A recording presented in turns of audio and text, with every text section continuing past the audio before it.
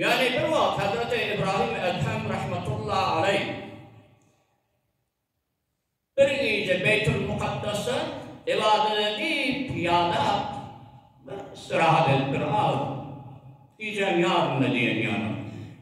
İki ferişte diyişinde gelip o iki ferişte birbirine ayrıştı. O biri yatan kimdiydi, o biri İbrahim Edhem de. Peki Kuday Teala Hazretleri Celle adamızda diktir. O sual ettim, ne mücadele kemiklerin derecesini?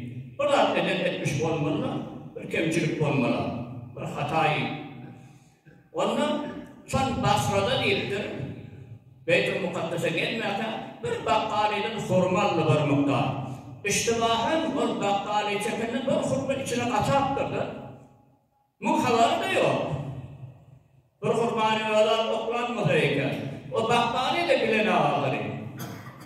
Çekende bir hurma ilahı ilahtır. Şunun cihetli bir şüphe var mı dağılır? O malum istifade ettiğiydi. Dereceli yolunu deyiptir. İnhamını İbrahim Ethem rahmetullahi deyişinden eşlik duranla hofuk turt deyiptir. Onun yürüyü alacak, buraya alacak hofuk.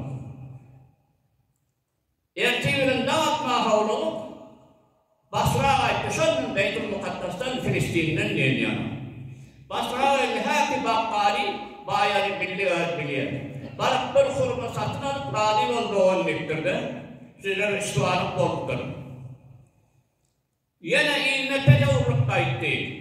Ki makamına var ve zor ağırlığı okuyu gelmiyor. Basra'dan Arağın Nurşari. Yine Beytül Mukaddes'e verip ibadet yağda iyice yattı. Ta ki iki ferişte yine geldi. Onda bir ayettir, bir yatarken o verdiktir, hep Kuday Teala derecesini test verdiktir de ezvar râdi etti. Yine şöyle şüphe olsa, o mukarrab adamlara şöyle zarar veriyor. Beyliklere de